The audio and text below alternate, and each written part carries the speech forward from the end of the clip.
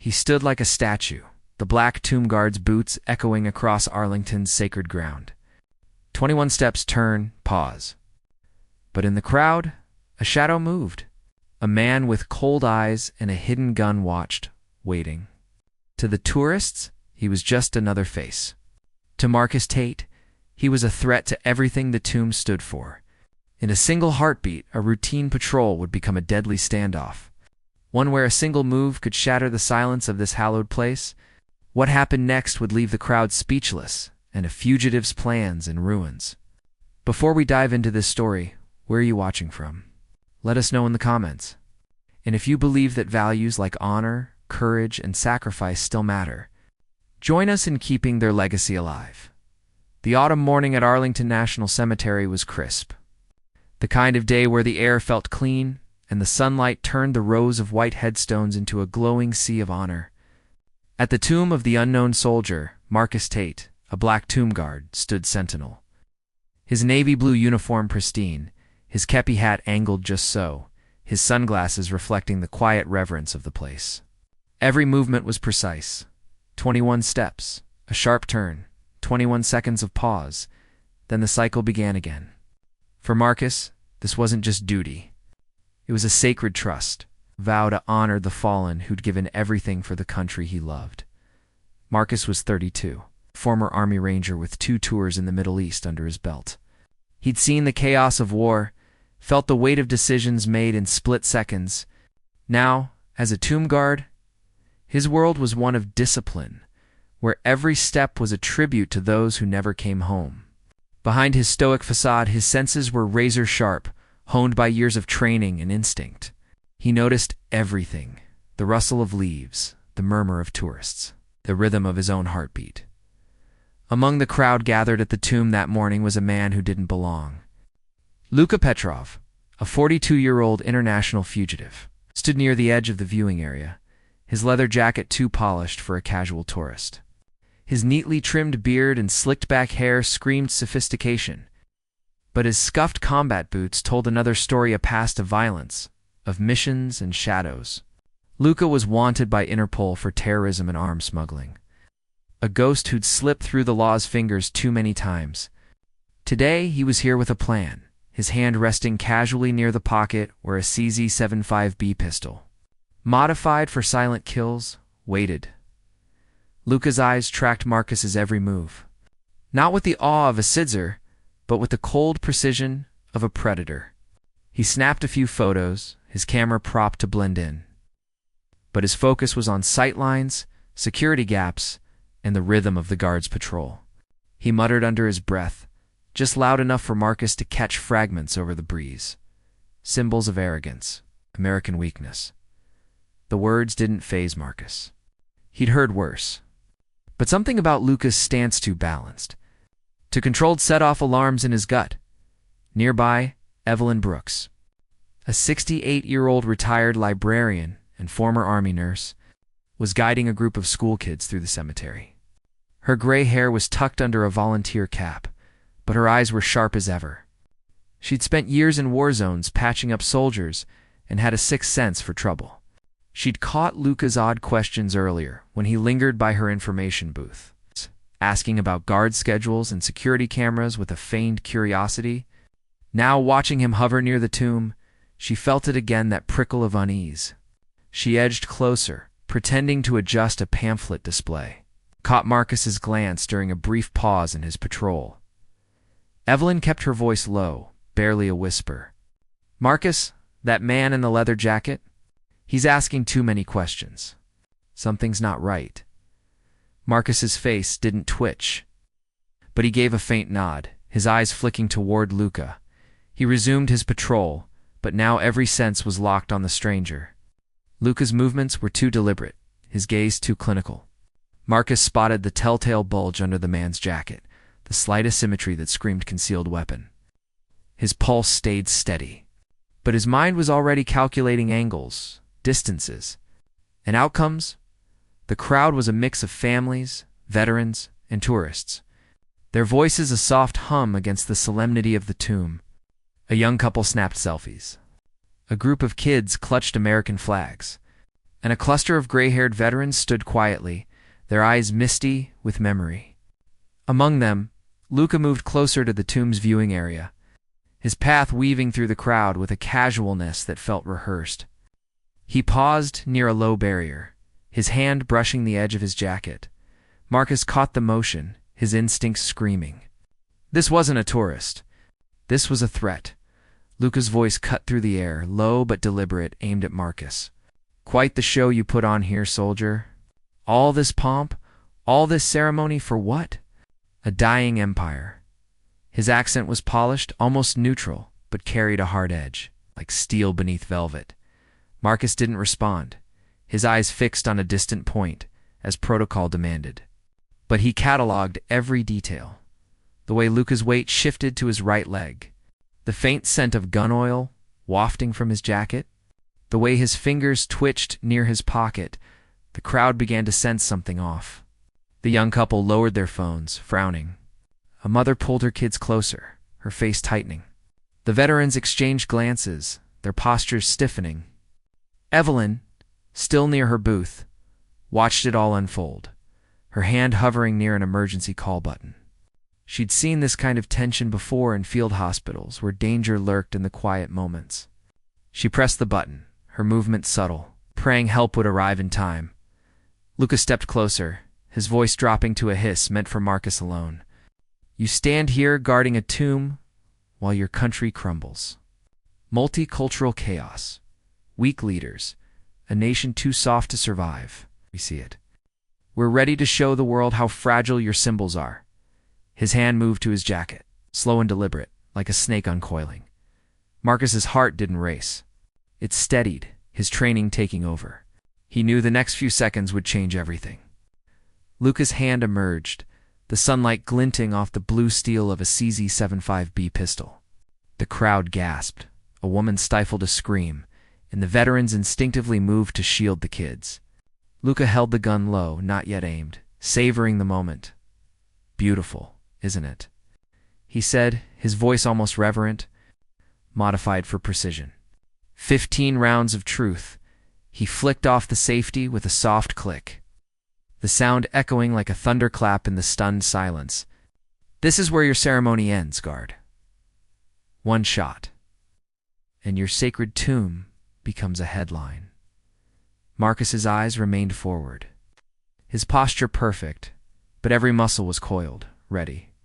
He'd faced ambushes in dusty villages, disarmed insurgents in crowded markets. This was no different. He tracked Luca's Eastern European military training, modified by years of Black Ops work. The gun's grip showed custom work. The barrels were patterns hinting at real-world use, not range practice. Luca wasn't bluffing, but neither was Marcus.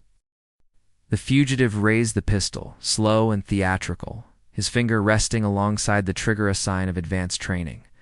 Any last words, guard? He taunted. Any defense of your precious system? Or will you die like your country, silent, weak, clinging to empty traditions? The crowd was frozen, a tableau of fear. A child whimpered, buried in his mother's arms. Evelyn's eyes locked on Marcus, her faith in him unshakable. The veterans stood ready, one reaching for a cane like it was a weapon. Time seemed to stretch, each second an eternity. Luca's finger began to curl toward the trigger, his eyes gleaming with triumph. Then Marcus moved. Not the ceremonial steps of a tomb guard, but the lethal precision of a combat veteran. In a blur, his gloved hand shot out, clamping onto the pistol's slide with a grip forged in countless hours of training. Before Luca could react, Marcus twisted the weapon, his fingers finding the exact pressure points to wrench it free. The gun seemed to vanish from Luca's grasp, now in Marcus's control, as if it had never been his. Marcus's movements were a ballet of efficiency. His thumb hit the magazine release, the clip dropping free and landing in his other hand. The weight told him it was fully loaded, brass rounds gleaming in the sun. His fingers flicked the slide, ejecting the chambered round in a graceful arc. The 9mm bullet pinging against the stone plaza like a bell. Safety on, chamber clear, weapon secured. All in under 3 seconds. The crowd blinked. some later swearing they'd seen nothing but a flash of white glove and Luca's empty hand. Luca stood frozen, his smug facade shattered, his fingers grasping at air, his face twisted from shock to rage. "You," he snarled, but Marcus cut him off, his voice calm but carrying the weight of authority. "Modified trigger assembly. Montenegro craftsmanship. Subsonic ammo. Serbian spring. Approximately 2,000 rounds fired based on the barrel wear." His gloved fingers traced the pistol's frame. His analysis clinical. "You chose the wrong place and the wrong man." Luca lunged, desperation replacing strategy. But Marcus was ready. Using the pistol's grip as a pivot, he brought the rear sight down in a precise arc. Connecting with the bridge of Luca's nose, cartilage crunched, blood sprayed, staining the fugitive's leather jacket. Luca staggered, clutching his face, his voice thick with pain. "You broke my nose." Marcus's response was ice-cold. "I neutralized a threat to this sacred ground. The broken nose is incidental." The crowd erupted in murmurs, some cheering, others still dazed. Evelyn ushered the kids and families towards safety, her voice steady despite the chaos. The veterans nodded in approval, one muttering, "That's how it's done." "Son." Sirens wailed in the distance, growing louder as Arlington's security team closed in. Marcus held Luca at bay, the fugitive's bravado gone, his blood dripping onto the plaza like a countdown. "You'll regret this," Luca spat, his words slurred through blood. "We're everywhere. This isn't over." Marcus's eyes didn't waver. "It was over the moment you drew that weapon. You didn't notice the silent alarm triggered 2 minutes ago, or the cameras catching your face from 6 angles. Metropolitan Police are sealing every exit as we speak." Luca's face paled, the sirens now deafening as police vehicles screeched to a halt nearby. Marcus maintained his post, the pistol secured in his grip, his posture returning to ceremonial perfection. Armed security officers swarmed the plaza. Cuffing Luca and dragging him toward a van, a detective approached Marcus, his notepad ready. "That was some move, soldier. Got anything on this guy?" Marcus's voice was steady, professional. Suspect carried a modified CZ-75B, likely sourced through Balkan networks. His stance suggests paramilitary training, Eastern European, possibly Serbian. Check Interpol's database. His accent and ideology match known extremist profiles. The detective's eyebrows rose, but he scribbled furiously. One of his officers rushed over, holding a tablet. "Sir, facial recognition just pinged. This guy's Luka Petrov, wanted for multiple attacks across Europe. Interpol's been after him for years." The detective nodded grimly. "We'll have his face on every news channel by tonight. That nose won't let him hide long." He glanced at the blood trail Luca left behind. "Nice touch with the rear sight, by the way." Marcus's expression didn't change. The CZ-75B's sight is effective when applied with proper force. The suspect will need medical attention within hours, making him easy to track. The detective chuckled, shaking his head. "We'll need a full statement later, but for now, anything else?" Marcus's eyes scanned the perimeter, ever vigilant. Check underground clinics in DC's eastern districts. He'll likely seek treatment from Balkan expatriate networks. As the police cordoned off the area, life at Arlington began to settle. Tourists, now at a safe distance, watched as forensics teams photographed the blood trail and recovered the ejected bullet. Evelyn approached Marcus, her volunteer cap slightly askew, but her eyes shining with pride. "My husband was a Marine," she said softly. "Buried here, unknown to most. You honored him today, Marcus." "All of them." Marcus met her gaze, his voice quiet but firm. "It's what we do, ma'am. For them." One of the veterans, a wiry man with a Silver Star pin, stepped forward, offering a crisp salute. "Army, retired," he said. "That was textbook, son. Reminded me of Nam. Calm till it's time to move." Marcus returned the salute, his form flawless. "Thank you, sir. Just doing my duty." The veteran grinned. "Duty? Hell, you're a damn fine soldier. Standards haven't slipped since my day." The sun dipped lower, casting long shadows across the plaza. Marcus resumed his patrol. 21 steps, turn, pause, as if nothing had happened. His medals gleamed, each one a story of sacrifice and service. The crowd watched in awe, their whispers now filled with respect. A young boy clutching his flag pointed at Marcus. "Mom, is he a superhero?" His mother smiled, tears in her eyes. "Something like that, honey." In his mind, Marcus replayed the day, not with pride, but with quiet resolve. The tomb wasn't just stone and marble. It was the heart of a nation, a reminder of those who'd paid the ultimate price. Luka Petrov thought he could defile it, but he'd underestimated the men who stood guard. Marcus's thoughts turned to Evelyn's husband, to the unknowns resting beneath the tomb, to the countless others buried across Arlington's hills. This was for them. As the police vans pulled away, Luka's curses fading into the distance, the detective's radio crackled with updates. Surveillance cameras had tracked the fugitive's earlier movements, and hospitals were on alert. The net was closing, and Petrov's broken nose would mark him like a beacon. Marcus didn't need to hear the outcome. He'd done his part. The tomb was safe, its honor intact. The afternoon faded into dusk, the cemetery's quiet beauty untouched by the day's chaos. Marcus's steps echoed softly, each one a promise kept. He thought of the veterans who'd stood with him, of Evelyn's steady courage, of the boy with the flag. This was why he served not for glory, but for the legacy of those who'd come before. The tomb guard's creed ran through his mind. My dedication to this duty is unyielding. I will not falter. What would you do in Marcus's shoes? Could you stand steady knowing danger was inches away and act with such precision when the moment came?